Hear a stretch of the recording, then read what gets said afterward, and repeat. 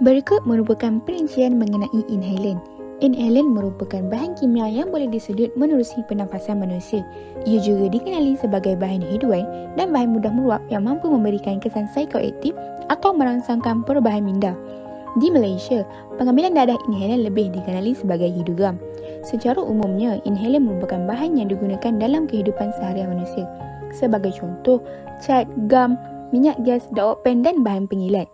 Namun, penyalahgunaan inhalan menyebabkan bahan-bahan ini dijadikan sebagai dadah. Kebanyakan penagih memilih inhalan kerana ia mudah didapati dan harganya yang jauh lebih murah daripada dadah lain dengan kesan khayal yang diingini mereka. Pengambilannya juga sukar untuk dikesan atau mudah disembunyikan daripada pengetahuan orang lain dan tidak memerlukan sebarang peralatan khusus seperti jarum. Antara cara inhalan digunakan adalah dengan dihidu, disedut, teknik bagging atau ballooning. Inhalan boleh dibagikan kepada 3 kategori utama iaitu pelarut, bahan gas dan bahan nitrit. Kesan jangka pendek inhalan yang pertama ialah akan menyebabkan seseorang individu itu berasal kaya. Hal ini disebabkan oleh kesan inhalan seakan-akan sama dengan meminum alkohol yang banyak. Sekiranya kuantiti atau kepekatan inhalan itu tinggi, individu itu mudah untuk berasa kaya dan mengalami halusinasi. Kesan inhalan yang seterusnya ialah menyebabkan berlakunya kesukaran bernafas. Pengambilan inhalan dalam kuantiti yang banyak menyebabkan berlakunya penurunan bekalan oksigen ke paru-paru sehingga seseorang individu itu merasa semput untuk bernafas dan melakukan aktiviti harian. Akhir sekali, seseorang individu itu akan berkelakuan agresif.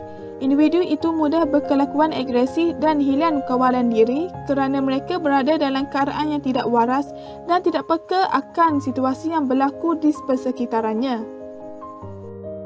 Kesan jangka pendek inhalan yang selebihnya ialah mudah berasa loya dan pening kepala, nafas tidak sekata atau hilang deria rasa, berkelakuan agresif, kehilangan deria sakit, hilang kawalan diri, berhalusinasi atau kesukaran berfikir, pertuturan tidak jelas, fizikal tidak seimbang serta tidak mampu berdiri dengan betul dan lemah otot badan. Kesan jangka panjang inhalan yang pertama ialah akan mengakibatkan kematian mengejut. Pengambilan inhalan dalam kepekatan yang tinggi akan menyebabkan mudah berlakunya sesak nafas secara mengejut dan kemalangan jalan raya akibat rasa khayal. Seterusnya akan menyebabkan kegagalan jantung. Apabila seseorang individu itu menghidu inhalan yang terlalu pekat, akan menyebabkan berlakunya sesak nafas akibat kekurangan oksigen. Penekanan terhadap sistem saraf pusat yang serius boleh melambatkan dan seterusnya menghentikan proses pernafasan.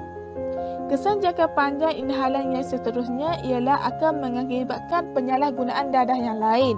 Hal ini kerana seseorang individu itu terlalu ketagih menghidu inhalan sehingga mereka berani mencuba mengambil pelbagai jenis dadah yang lain untuk menimbulkan rasa high yang tinggi seperti heroin, dadah stimulan dan sebagainya.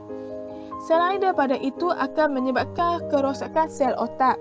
Sel-sel saraf tidak dapat berfungsi dengan sempurna apabila bahan-bahan kimia dalam inhalan menyerang otak secara aktif sehingga menyebabkan hilangnya kewarasan otak. Kesan jangka panjang inhalan juga dapat dilihat dari segi gangguan penglihatan, kurang pendengaran, penyakit kulit seperti eksema mulut, kerosakan kekal sistem saraf seperti hati, paru-paru, otot, susum tulang dan buah pinggang serta hilang berat badan. Seterusnya, kaedah rawatan untuk penyalahgunaan inhalan tidak jauh besar dengan kaedah yang dilakukan untuk merawat tingkah laku ketagihan. Rawatan ini termasuklah yang pertama iaitu terapi tingkah laku kognitif dengan mengajar bagaimana untuk menguruskan keadaan yang memberikan tekanan, menangani gian dan menahan diri daripada menggunakan inhalan. Yang kedua pula adalah rawatan motivasi. Kaunseling dapat membantu individu yang terlibat mendapatkan motivasi untuk nekat berubah. Yang ketiga pula adalah kaunseling keluarga. Terapi ini memberikan fokus untuk meningkatkan komunikasi, hubungan, tindakan dan tingkah laku di antara ahli keluarga. Yang keempat pula adalah program keterlibatan dan aktiviti dengan memberikan kemahiran dan pengalaman sosial baharu dan memberikan pilihan alternatif selain menggunakan inhalan. Program tersebut melibatkan aktiviti menonton wayang, menari, mendaki dan lain-lain. Yang kelima pula adalah rawatan susulan, menerusi kumpulan sokongan supaya dapat membantu individu tersebut mengurangkan risiko mengulang semula kesilapan dan membantu mengekalkan hidup tanpa dadah. Seterusnya ialah rawatan yang dijalankan di luar negara. Rawatan pertama yang dijalankan kepada pengguna inhalan ialah program rawatan penyedotan Trunda Swan dari Pusat Rawatan McKenzie Bethel, Alaska. Program rawatan ini merupakan satu-satunya program rawatan yang dijalankan di Amerika Syarikat.